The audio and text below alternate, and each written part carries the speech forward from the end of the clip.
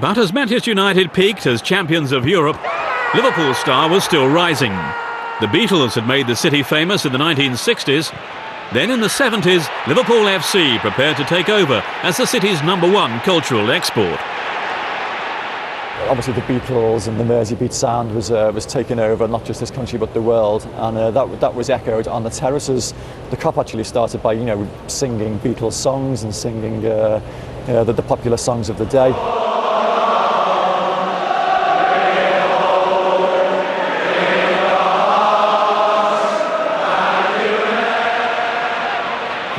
Together with their anthems, the Kop and Liverpool embarked on an extraordinary period of domination. The Liverpool era was beginning, and the architect-in-chief was another Scot, Bill Shankly. Well, it's all down to one man, Bill Shankly. He had a vision of what he wanted Liverpool Football Club to become. He wanted to create a bastion of invincibility at Anfield, which he did. I think he appreciated how important and how passionate the fans on Merseyside were. They worked with each other. He created 2 or 3 very successful teams, but it's purely down to Bill Shankly and the influence and the foundations that he set up at Anfield. First Shankly, then Bob Paisley guided Liverpool to title after title, while Manchester United faded into relative mediocrity. For many in Manchester, the Liverpool success story was too close to home.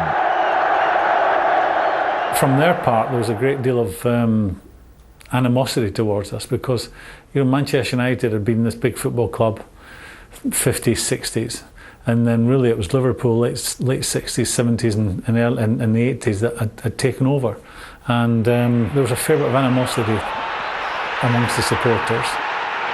It did hurt Manchester United fans, yes. They couldn't reconcile it with the image that they had of themselves as the top club in everything, bar actually winning titles and cups. Oh, they won the cup a few times, but they could not win the league. So Manchester United had a chip on the shoulder about it, really, and they didn't like it one little bit. The rivalry was beginning to ferment, but the late 60s and early 70s were comparatively innocent times in English football. I just think over the last maybe 30 years or so, things have changed dramatically. I mean, in my day, if we didn't win anything, we wanted Liverpool to win it, and vice versa. Because Bill Shankly and Matt Busby were big pals. And so there was a great relationship between the players. And to a great degree there was amongst the fans, but that changed in later years. Maybe somebody would have to be explained to me why. The 1970s were scarred by football hooliganism. It was one compelling reason for the decline in North-West relations. The sort of terrace disorder that you were seeing around those periods isn't going to make club rivalries any less. It's always going to exacerbate the rivalries. Famous incident in 1988 when the Manchester United team were CS gassed by Liverpool fans as they came off the coach. I got CS gassed walking into the changing rooms. Quite a few of us got gassed, and a lot of the Liverpool supporters who were there as well, they got gassed. It was very basic, this rivalry, if you like to call it. It was more than rivalry, hatred, I suppose. On the pitch, Liverpool dominated. A successful period under Shankly became a dynasty as Paisley took Liverpool to new heights. His final trophy was won against Manchester United in the Milk Cup final of 1983. Captain Graham Souness insisted that Paisley himself went up the steps at Wembley to accept the cup. Playing for Liverpool in those days, that was everybody's dream. They had dominated English football in the 70s. It was a wonderful time to be at Liverpool. It wasn't a case of you were guaranteed to win something, but it was near to it. And every season I was there, we did. We won something, at least one thing. But they didn't have it all their own way. May 1977 and the FA Cup final. Liverpool were already champions and were in the European Cup final. A win could pave the way to an historic treble. I think the Cup final, where we stopped them winning the treble, was an achievement for us. It was a foregone conclusion that more or less Liverpool would win the game, because they had a team that was going for the treble and looked well capable of winning that treble. I think it was a great occasion for the club. While Manchester United celebrated the FA Cup, Liverpool travelled to Rome to face Borussia Mönchengladbach in their first European Cup final. They'd been through almost a treble-winning season. It turned out to be a double. We'd lost to Man United, our dearest rivals, in '77 FA Cup final. So we were sick, getting on the train to go back home Saturday evening. But the spirit of Liverpool was just incredible. And, you know, as it worked out, well, we won that night. And the first time is always special, I think, because, you know, you're making history for the club. And you're in the team, so you're part of the history, and I think it was absolutely unbelievable in '77. It really was.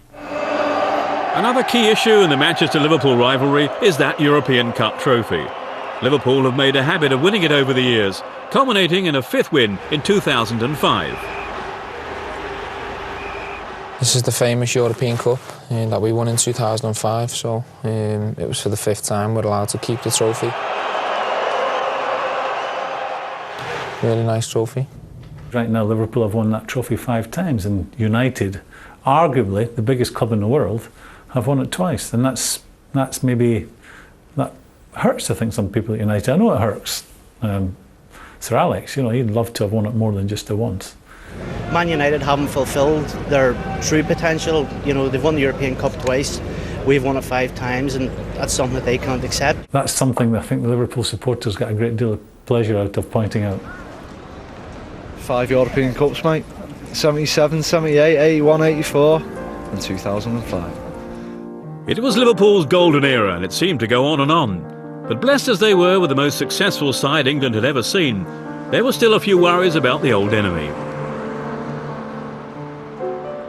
Liverpool being Scousers, it wasn't really enough for them, I don't think. They still had that little bit of a chip on their shoulder and resentment about Manchester United. I think the seeds of it were sown probably in the 1970s and 1980s, when Liverpool were by a mile the most successful club, not just in this country but in Europe. Yet their supporters always perceived that the media focused more on Manchester United. United were believed to have a little bit more charisma as a football club, if you like. Manchester United, they've always been the glamour club, haven't they?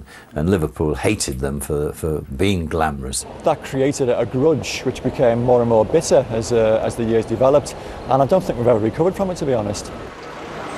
And you'll get much the same opinion from the Liverpool fans.